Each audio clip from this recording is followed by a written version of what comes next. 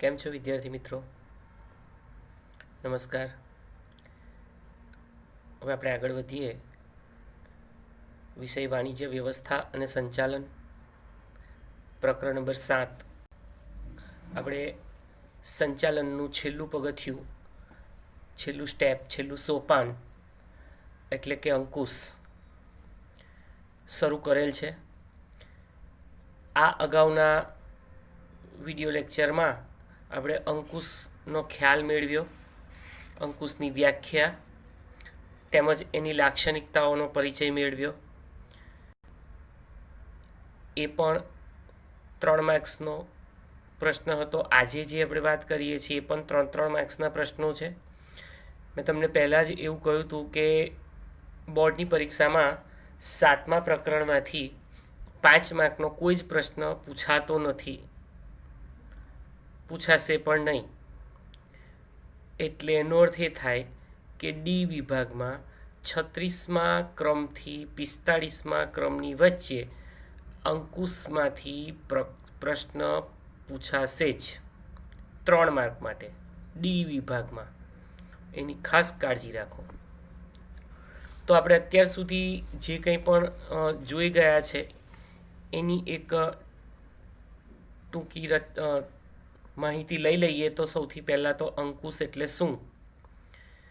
આપણે જાણીએ છીએ કે આયોજનમાં નીતિ વિષયક નિર્ણયો લેવાય. એ નિર્ણયોને અમલમાં મૂકવા માટે અહીં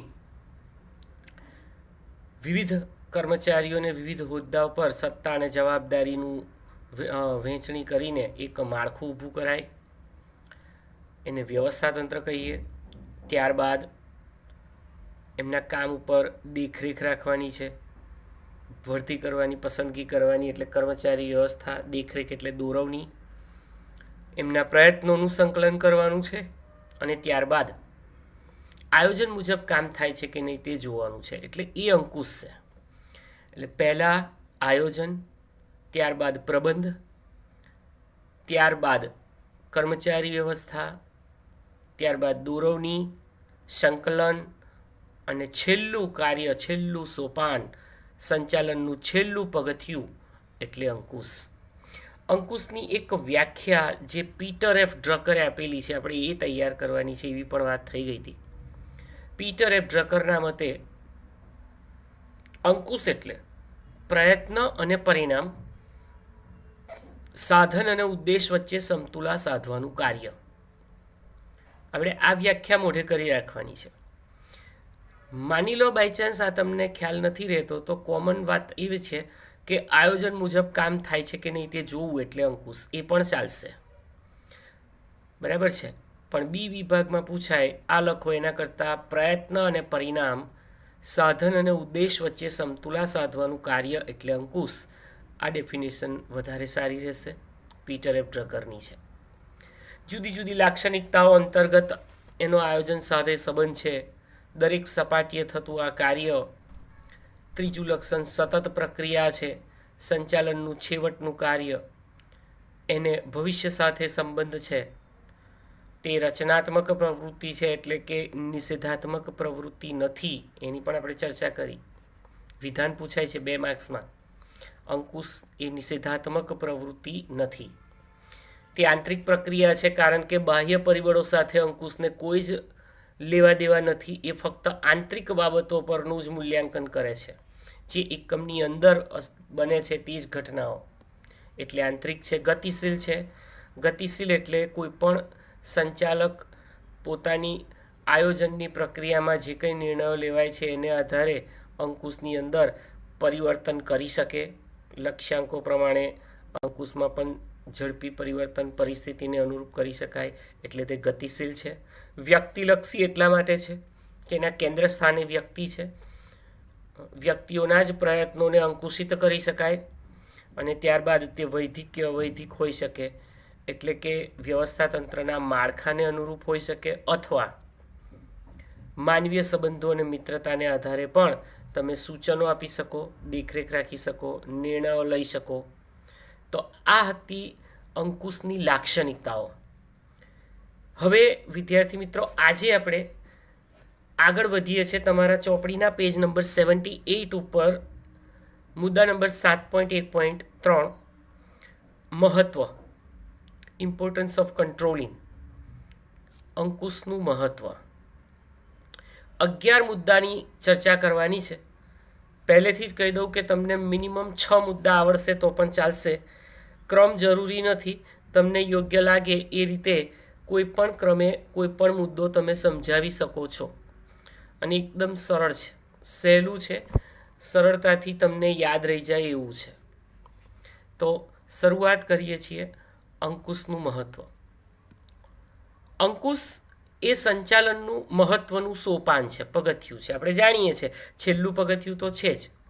સંચાલનના ઉદ્દેશોને સિદ્ધ કરવા માટે જ અંકુશની જરૂર પડે.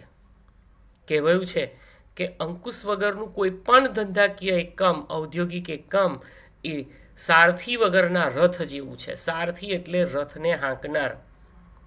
હવે જો રથ હોય પણ રથને હાંકનાર સારથી ના હોય તો નિર્ધારિત લક્ષ્યાંકો સુધી પહોંચી નથી શકાતું. સેમ એવું અહીંયા એકમની બધી જ પ્રવૃત્તિઓ, નક્કી કરેલ યોજના, આપેલી સૂચના અને નક્કી કરેલ સિદ્ધાંતો મુજબ થાય છે કે નહીં તેની ચકાસણી કરવાનું કામ એ અંકુશ કરે છે.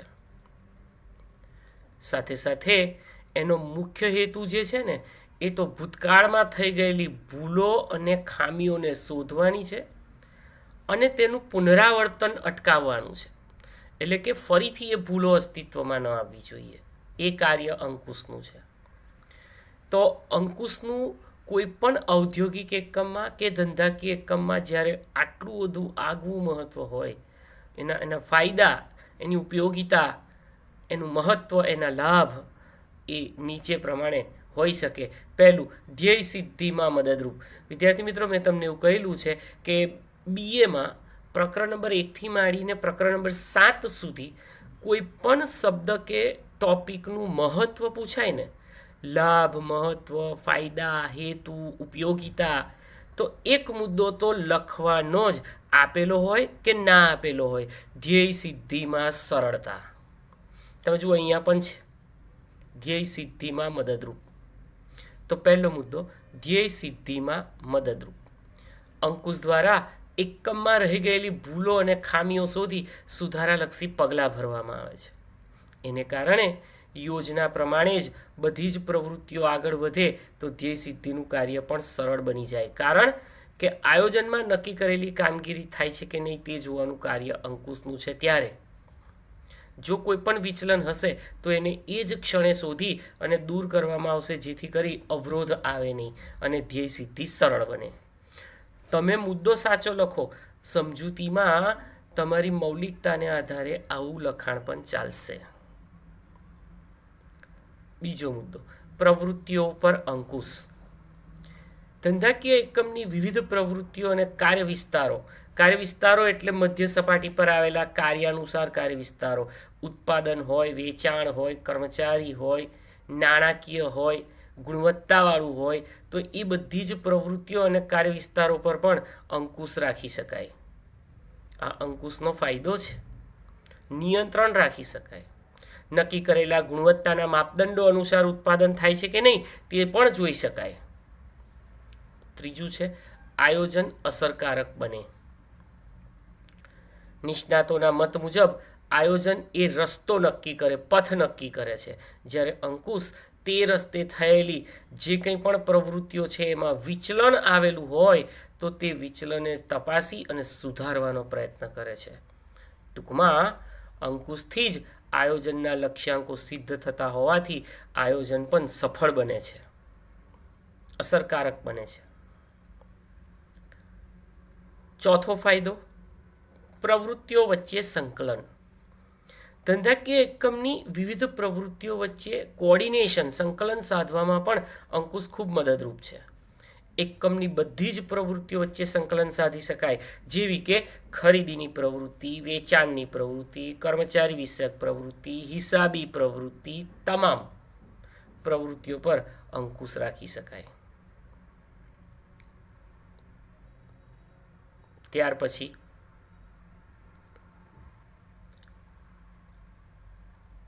કાર્યનું મૂલ્યાંકન, એકમના પહેલેથી નક્કી કરેલા ધોરણો અને પ્રમાણો દ્વારા વાસ્તવિક સિદ્ધિ જે રિયાલિટી છે એ સિદ્ધિઓનું માપ કાઢી શકાય અને કાર્યોનું મૂલ્યાંકન પણ કરી શકાય. તે વિચલનો પણ દૂર કરે છે. વિચલન એટલે શું? વિચલન એટલે અપેક્ષિત અનુમાન અને ખરેખર પ્રાપ્ત થયેલ પરિણામ. તો પ્રવૃત્તિઓના વિચલનો શોધે છે, શોધીને સુધારાલક્ષી પગલાં લે છે. Corrective actions taken by the authority. અને એટલે જ એ વિચલનો દૂર થાય છે. સત્તાની સોંપણી માટે પણ તે જરૂરી છે. કર્મચારીને કામ સોંપાયા બાદ દેખરેખ રાખવાની જવાબદારી તો ઉપરી અધિકારીની જ છે. ઉપરી અધિકારી સત્તા સોંપી શકે, આપણે અગાઉ જોઈ ગયા, પણ ઉત્તરદાયિત્વની સોંપણી થઈ શકતી નથી. પ્રશ્ન એ પણ પૂછાય છે, ત્યાં લીટી દોરી રાખજો. 7મા મુદ્દાની છેલ્લી લીટી. પ્રશ્ન એવો પૂછાય છે, નીચેનામાંથી શું સોંપી નથી શકાતું? 4 ઓપ્શન આપેલા હશે, એમાંનો એક ઓપ્શન એટલે ઉત્તરદાયિત્વ. ઉત્તરદાયિત્વની સોંપણી થઈ શકતી નથી. આપણે સત્તા સોંપણીના મૂળ તત્વોમાં ભણી ગયા છે. ત્યાર પછી છે ભૂલોની શોધ. અંકુશમાં તાબેદાર કે કર્મચારીઓની થયેલી કામગીરીનું મૂલ્યાંકન થાય છે. કયું કામ ક્યારે કોણ કેવી રીતે કરે, કેવું પરિણામ આવે છે. અંકુશ દ્વારા તેમની ભૂલો, મુશ્કેલીઓ, ત્રુટીઓ, ખામીઓ, વિચલનો જો હોય તો તે શોધી અને દૂર કરવામાં આવે, જેથી કરીને આ ભૂલો, આ ત્રુટીઓ, ખામીઓનું ભવિષ્યમાં પુનરાવર્તન ન થાય તે જોવાની જવાબદારી પણ અંકુશ નિભાવે છે. અને એ અંકુશનો ફાયદો છે. ભવિષ્યમાં આવી ભૂલોનું પુનરાવર્તન ટાળી શકાય છે.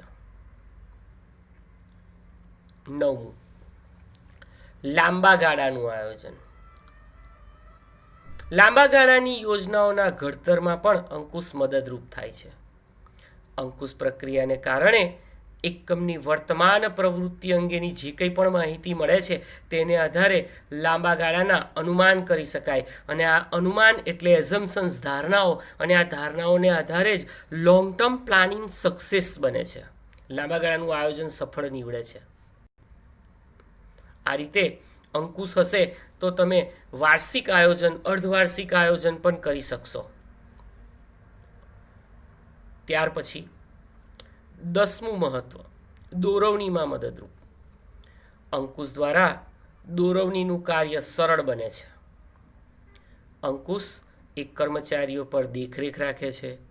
દેખરેખ રાખે એટલે ઓબ્ઝર્વેશન કરે, તેમને પડતી મુશ્કેલીઓ જાણે, તેમને કાર્ય માટે સતત ગાઈડન્સ એટલે કે માર્ગદર્શન આપે, ડાયરેક્ટિંગ કરે, એમને દોરવણી આપે, જેથી કરી નિર્ધારિત પદ્ધતિથી જ દરેક પ્રવૃત્તિઓ થાય, ચોક્કસ પ્રોટોકોલમાં, ચોક્કસ સિસ્ટમથી. તો એ કાર્ય પણ અંકુશ કવર કરે છે. અને એટલે જ અંકુશનું એ મહત્વ ગણાય છે. કાર્યક્ષમતાનું બેરોમીટર. જેવી રીતે આપણે ટેમ્પરેચર માપવા માટે બેરોમીટરનો ઉપયોગ કરીએ, ચોક્કસ પેરામીટર્સ, રિઝલ્ટ્સ, પરિણામ મેળવવા માટે આનો ઉપયોગ કરીએ, એવી રીતે ધંધાકીય એકમની પ્રવૃત્તિઓ અને પોતે કેટલું એફિશિયન્સીથી કામ કરે છે, કાર્યક્ષમતાપૂર્વક કામ કરે છે, તે જાણવું હોય તો અંકુશ મદદરૂપ થાય છે. એકમમાં અંકુશનું કાર્ય જેટલું ચોક્કસ તેટલી સંચાલનની કાર્યક્ષમતા વધારે. જેટલું અંકુશ ચોક્કસ એટલી સંચાલન અસરકારક રીતે પાર પાડી શકે. અને એટલે જ અંકુશને સંચાલનની કાર્યક્ષમતા માપવાનું બેરોમીટર કહે છે. ત્યાં અંડરલાઈન કરો. અંકુશને સંચાલનની કાર્યક્ષમતા માપવાનું બેરોમીટર કહે છે. તો વિદ્યાર્થી મિત્રો, આ એક આપણો 3 માર્ક્સનો પ્રશ્ન થયો. પ્રશ્નનું નામ છે અંકુશનું મહત્વ, ટૂંક નોંધ લખો, અથવા તો અંકુશનું મહત્વ સ્પષ્ટ કરતા ગમે તે 6 મુદ્દા ચર્ચો, સમજાવો. આપણી પાસે 11 પોઈન્ટ છે. તમને ગમે એવા કોઈ પણ 6 પોઈન્ટ તૈયાર કરવાના છે. લખાણમાં કશું ગોખવાનું નથી. એ સમજીને, સાંભળીને, વિચારીને, મૌલિકતાનો ઉપયોગ કરીને તમે લખી શકો. એના મુદ્દા જેવા કે ધ્યેય સિદ્ધિમાં મદદરૂપ. બીજું, પ્રવૃત્તિઓ ઉપર અંકુશ. ત્રીજું, આયોજન અસરકારક બને છે. ચોથું, પ્રવૃત્તિઓ વચ્ચે સંકલન. પાંચમું, કાર્યનું મૂલ્યાંકન. છઠ્ઠું, વિચલનો દૂર કરે છે જેથી રિપીટ ન થાય. સાતમું, સત્તા સોંપણી માટે અંકુશ ખૂબ જરૂરી છે. આઠમું, ભૂલોની શોધ. નવમું, લાંબા ગાળાનું આયોજન. 10મું, દોરવણીમાં મદદરૂપ. અને 11મું, કાર્યક્ષમતાનું બેરોમીટર. તો વિદ્યાર્થી મિત્રો, ખૂબ જ અગત્યનો આ એક પ્રશ્ન હતો જે ડી વિભાગ 3 માર્ક્સમાં એ પૂછાતો હોય છે. અને હવે આપણે એના પછી ફરી પાછી એક 3 માર્ક્સની શોર્ટ નોટની વાત કરીએ. અને એ શોર્ટ નોટ એટલે આયોજન અને અંકુશ, એ બે વચ્ચેનો સંબંધ. હવે આ છે ને મલ્ટી એંગલ ક્વેશ્ચન છે. એક કરતાં વધારે રીતે પૂછી શકાય. પહેલું તો વિધાન, આયોજન અને અંકુશ એક જ સિક્કાની બે બાજુ છે.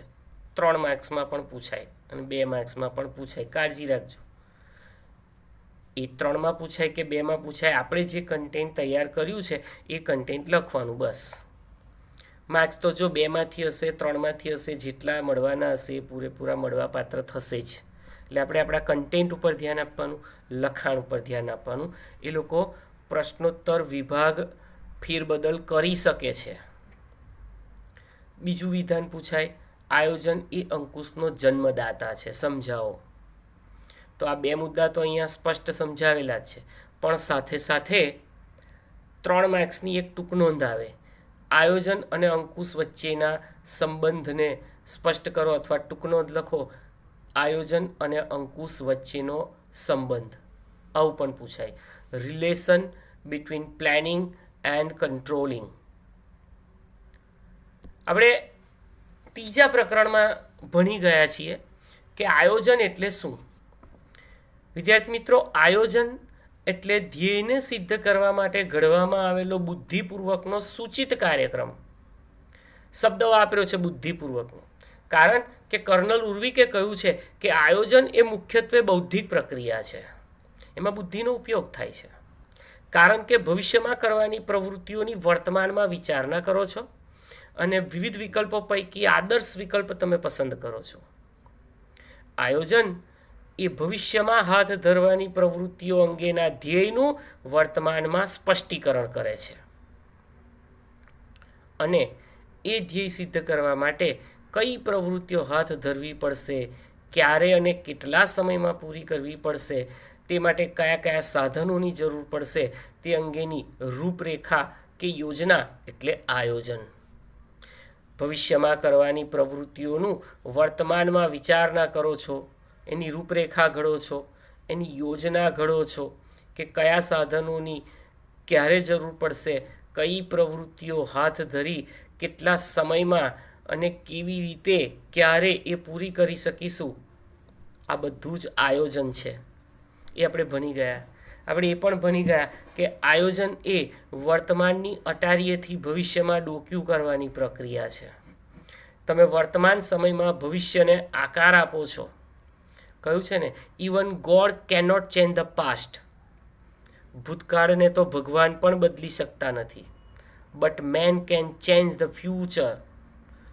પરંતુ મનુષ્ય ભવિષ્યને બદલી શકે છે with the help of planning, આયોજનની મદદથી.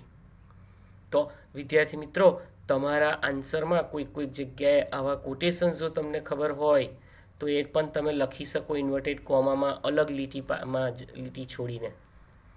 થોડું ઇફેક્ટિવ લાગશે. અહીંયા આયોજનની આપણે વાત કરી, તો અંકુશ શું કરે? અંકુશ એ ધંધાકીય એકમના આયોજન મુજબ આપેલ સૂચનાઓ પ્રમાણે અને સ્થાપિત ધોરણો પ્રમાણે કામ થાય છે કે નહીં તેની ચકાસણી કરે છે. જુઓ કેવી રીતે અંકુશ સાથે આયોજન જોડાયેલું છે. હવે એમાં કોઈ વિચલન માલુમ પડશે તો સુધારાલક્ષી પગલાં પણ અંકુશમાં લેવાશે. એટલે એવું કહેવાય કે જ્યાં આયોજન છે ત્યાં અંકુશ જરૂરી છે, અને જ્યાં અંકુશ હોય ત્યાં અગાઉથી જ આયોજન થયેલું જ હોય છે. અને એટલે જ આયોજન અને અંકુશ એકબીજા સાથે સંકળાયેલા છે, કનેક્ટિંગ વિથ ઇચ અધર. તો આયોજન અને અંકુશ વચ્ચેનો આપણે સંબંધ સ્પષ્ટ કરવો હોય તો આ 4 મુદ્દાની સમજૂતી મેળવવી પડે. આ 4 મુદ્દાની સમજૂતી અંતર્ગત આપણને એ સ્પષ્ટતા મળે કે ભાઈ આયોજન અને અંકુશ વચ્ચે કેવા સંબંધો છે. એમાં પહેલો મુદ્દો, આયોજન અને અંકુશ એક જ સિક્કાની 2 બાજુ છે. એની બાજુમાં 2 માર્ક્સ લખી રાખો, 2 અથવા 3. વિધાન સમજાવો. આયોજન અને અંકુશ એક જ સિક્કાની 2 બાજુઓ છે. Planning and controlling are 2 sides of a same coin. 2 sides, 2 બાજુ, સેમ કોઈન, એક જ સિક્કો. આયોજન અને અંકુશ એ સંચાલનના ખૂબ જ મહત્વના પરસ્પર આધારિત કાર્યો છે. જો પરસ્પર આધારિત એટલા માટે કહ્યું છે કે એકબીજા પર તે ડિપેન્ડ કરે છે. આયોજનની સફળતાનો આધાર અંકુશ ઉપર રહેલો છે. અંકુશ દ્વારા પ્રવૃત્તિઓમાં જે કંઈ પણ વિચલનો રહી ગયા છે એને શોધીને સુધારાલક્ષી પગલાં દ્વારા યોગ્ય દિશામાં લઈ જવામાં આવે છે. જ્યારે બીજી બાજુ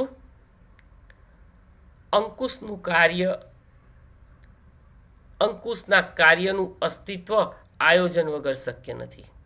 કારણ અંકુશના કાર્યમાં આયોજનના લક્ષ્યાંકો સિદ્ધ થયા છે કે નહીં તેની ચકાસણી થાય છે.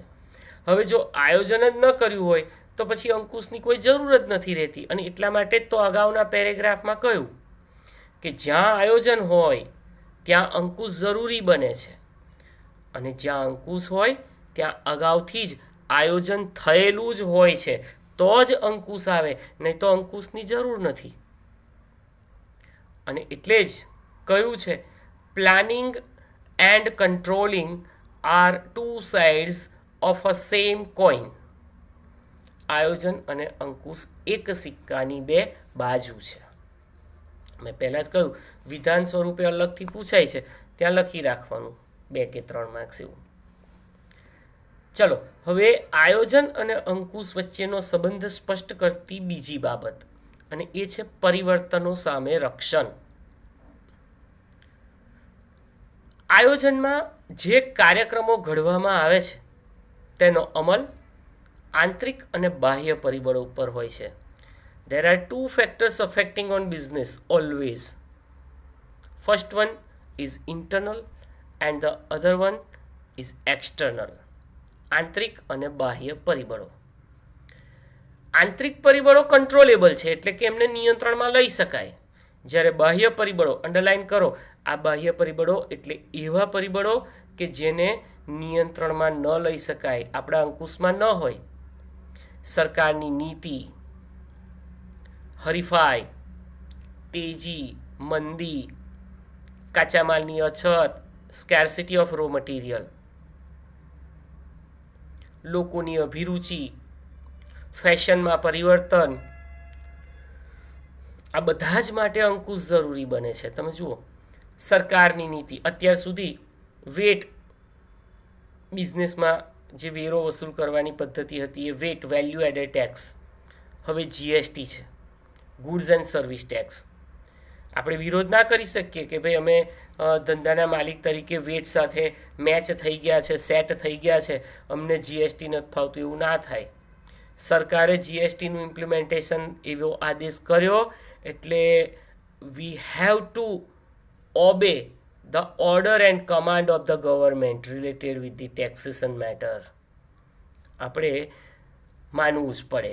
તો આ નીતિઓ સાથે આપણે આપણી હિસાબી પદ્ધતિઓ, કરવેરાના ટ્રાન્ઝેક્શન્સ, એના રિલેટેડ એના સ્ટ્રક્ચર્સ, એ આપણે ફેરફાર કરવા પડે. સરકાર એવું ના વિચારે કે ભાઈ આ લોકો વેટમાં સેટ છે તો એમને જીએસટી ના આપો, એવું ના હોય. તો આ બાહ્ય પરિબળ થયું, પોલિસી ઓફ ગવર્મેન્ટ. હરીફાઈ એ પણ બાહ્ય. તમારા જેવી જ પેદાશનું ઉત્પાદન કરતો અથવા વેપારી પ્રવૃત્તિ કરતો અલગ વેપાર કે ધંધો એનો માલિક એ તમારી કોમ્પિટિશનમાં આવે. તેજી અને મંદી આ બંને અર્થતંત્ર પર ખૂબ ઊંડી અસર કરે. અર્થતંત્ર પર અસર કરે એટલે ઓટોમેટિકલી તમારા ધંધા પર અસર થાય. જેમ કે મંદીના વાતાવરણમાં લોકોની આવકો ઘટી જાય એટલે માંગ ઘટી જાય, માંગ ઘટી જાય એટલે ઉત્પાદન ઓછું થાય, ઉત્પાદન ઓછું થાય એટલે વેચાણ પણ ઓછું થાય, વેચાણ ઓછું થાય એટલે નફો ન થાય, અને નફો ન થાય એટલે ફરી કારખાના બંધ પડે. તો એ પરિવર્તનો સામે રક્ષણ માટે પણ આ બાહ્ય પરિબળને નિયંત્રિત કરે. કાચા માલની અછત, અભિરુચિ, ફેશનમાં પરિવર્તન, આ બધા જ પરિબળો માટે અંકુશ ખૂબ જરૂરી છે. અંકુશ શું કરે છે? મેં તમને જે આ પરિબળો સમજાયા એ બાહ્ય પરિબળોને સમજે છે, એની અસરોને સમજે છે, અને તે અનુસાર સુધારાલક્ષી પગલાં લઈને આયોજન અનુસાર કાર્ય થાય તે જોવાનું કાર્ય અંકુશનું છે. આ મુદ્દામાં તમારે શું યાદ રાખવાનું કે કોઈ પણ ધંધાને બે પરિબળો અસર કરે. કયા કયા બે પરિબળો અસર કરે? આંતરિક અને બાહ્ય પરિબળો અસર કરે. હવે આંતરિક પરિબળો નિયંત્રણમાં લઈ શકાય, પણ બાહ્ય પરિબળો જેવા કે પેલા 4 શબ્દો યાદ રાખજો: સરકારી નીતિ, હરીફાઈ, તેજી, મંદી, કાચા માલની અછત, લોકોની અભિરુચિ, ફેશન, ટેવ વગેરે. તો અંકુશ શું કરે? આ બાહ્ય પરિબળોની અસરોને સમજે અને સુધારાલક્ષી પગલાં લઈ આયોજન અનુસાર કામ થાય છે કે નહીં તે જુએ છે. અને એટલે જ કહ્યું છે કે આયોજન અને અંકુશ એ પરિવર્તનો સામે રક્ષણ પણ પૂરું પાડે છે. ત્યારબાદ ત્રીજો સંબંધ અંકુશ માટે આયોજન પૂર્વ શરત છે. ધંધાકીય એકમના ધ્યેય સિદ્ધ કરવા યોજનાઓ ઘડવાનું કામ આયોજન કરે છે. હવે આ યોજનાઓ જે છે એ એના મુજબ જ પ્રવૃત્તિ થાય છે કે નહીં તે જોવાનું કામ પણ અંકુશનું છે. અંકુશના કાર્યમાં આયોજનના ધોરણો સાથે કામગીરીના પરિણામોને સરખાવવામાં આવે, અને જો એમાં વિચલન જણાય તો સુધારાલક્ષી પગલાં લેવામાં આવે. અંકુશનું અલ્ટિમેટલી છેલ્લું કાર્ય તો એ જ છે કે સુધારાલક્ષી પગલાં લેવા. જ્યાં યોજના મુજબ, આયોજન મુજબ પ્રવૃત્તિઓ નથી થતી, જ્યાં વિચલનો જણાય છે, તો એ વિચલનોને શોધવાના, શોધીને દૂર કરવાના, અને આયોજન મુજબ કામ ફરી થાય છે કે નહીં તે જોવાનું. એટલે કે સુધારાલક્ષી પગલાં લેવાના. અને એટલે જ અંકુશના કાર્ય માટે આયોજન એ પૂર્વ શરત છે. આયોજન હશે તો જ અંકુશ આવશે. આયોજન જ નહીં હોય તો અંકુશનો કોઈ અર્થ જ નથી, અંકુશનું કોઈ અસ્તિત્વ જ નથી. એટલે અંકુશની પ્રક્રિયા માટે આયોજનનું હોવું જરૂરી છે. ચલો, આયોજન અને અંકુશ વચ્ચેનો છેલ્લો સંબંધ એટલે આયોજન એ અંકુશનો જન્મદાતા છે. આયોજનને કારણે જ અંકુશના કાર્યનો જન્મ થયો છે. આયોજનમાં નક્કી થયેલી પ્રવૃત્તિઓ પર અંકુશ રાખવાનો છે. એ પ્રવૃત્તિ ઉત્પાદનની હોય, વેચાણની હોય, કર્મચારી વિષયક હોય, હિસાબી હોય, કંઈ પણ, તો એના પર અંકુશ આયોજનમાં નક્કી થયેલી પ્રવૃત્તિઓ પર જ રખાય. અને એટલે જ આયોજન વગર અંકુશનું કાર્ય અસ્તિત્વમાં ન આવી શકે. હમણાં જ આગળ આપણે વાત કરી, અંકુશના અસ્તિત્વ માટે આયોજનનું હોવું જરૂરી છે. અને આયોજનનું અસ્તિત્વ ત્યારે જ ટકી રહેશે જ્યારે છેલ્લું સોપાન અંકુશનું હશે તો જ. આ હકીકતને ધ્યાનમાં રાખી આયોજનને અંકુશના જન્મદાતા તરીકે પણ ઓળખવામાં આવે છે. એટલે કે આયોજન એ અંકુશનો જન્મદાતા છે એવું કહીએ તો પણ ખોટું નથી. તો વિદ્યાર્થી મિત્રો, આયોજન અને અંકુશ એ બે વચ્ચેનો જ્યારે સંબંધ 3 માર્ક્સની ટૂંકનોટ પૂછાય ત્યારે આ 4 પોઈન્ટ તો સમજાવવાના જ. સાથે સાથે પહેલો પેરેગ્રાફ, એમાં આયોજન એટલે શું, જેમ કે ધ્યેયને સિદ્ધ કરવા માટે ઘડવામાં આવેલો બુદ્ધિપૂર્વકનો સૂચિત કાર્યક્રમ એટલે આયોજન. અને અંકુશ એટલે શું, અપેક્ષિત અનુમાન અને ખરેખર પ્રાપ્ત થયેલ પરિણામ વચ્ચેનો તફાવત, એ વિચલન એ દૂર કરવા માટે અંકુશની જરૂર પડે. અને એટલે જ અંકુશની પ્રક્રિયામાં અંકુશ એટલે પ્રયત્ન અને પરિણામ, સાધન અને ઉદ્દેશ વચ્ચે સમતુલા સાધવાની પ્રક્રિયા. હવે આ સંબંધ ક્લિયર કરવો હોય તો આ બાબતો 4 મુદ્દા આપણે તૈયાર કરવાના જે છે. આયોજન અને અંકુશ એક જ સિક્કાની બે બાજુ છે. બીજું, પરિવર્તનો સામે રક્ષણ. ત્રીજું, અંકુશ માટે આયોજન એ પૂર્વ શરત છે. અને ચોથું, આયોજન એ અંકુશનો જન્મદાતા છે. તો વિદ્યાર્થી મિત્રો, ખૂબ જ અગત્યની એવી 2-3 માર્ક્સની ટૂંકનોંધ આજે આપણે જોઈ. હવે પછીના વિડીયો લેક્ચરમાં આપણે આગળ વધીશું. અંકુશ પ્રક્રિયાના તબક્કા, the stages of the controlling process. 5 તબક્કા છે, 5 માર્ક્સમાં સ્કૂલ લેવલે પૂછાય છે. અને બોર્ડની પરીક્ષામાં આ 5 તબક્કા પૈકી કોઈ એક તબક્કો પણ 3 માર્ક્સમાં આવે ને આખી 5 તબક્કાની ટૂંકનોંધ તરીકે પણ પૂછી શકાય. આપણે તૈયાર રહેવાનું. જે રીતે જે વિભાગમાં એ પ્રશ્ન પૂછે આપણે એ રીતે એ વિભાગમાં એ આન્સર લખવાનો. હવે તમે જુઓ, આજે જે કંઈ પણ ભણ્યા છે એ MCQ વાળો પ્રશ્ન છે. એમાં આપણે ક્યાંથી શરૂ કરીશું? તો પહેલો પ્રશ્ન જે છે MCQનો, એમાં 6થો પ્રશ્ન જુઓ, ચોપડી સાથે રાખો.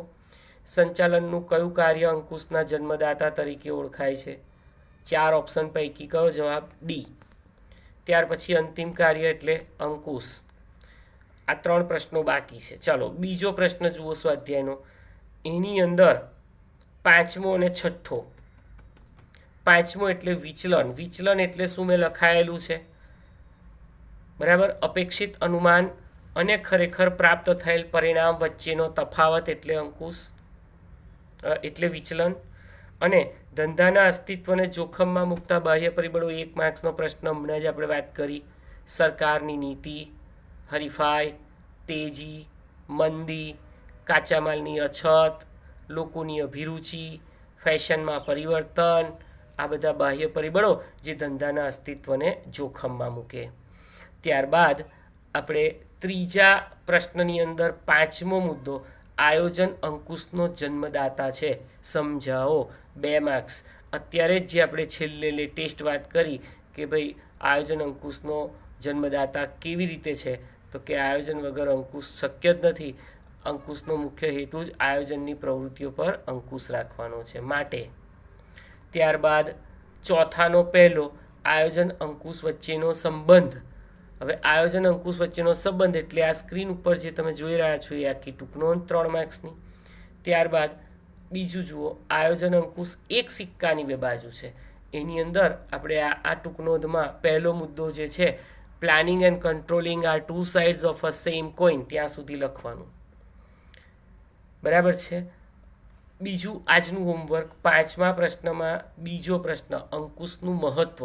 તમે હમણાં જ આગળ ભણી ગયા આ જ વિડીયો લેક્ચરમાં, એ લખવાનું.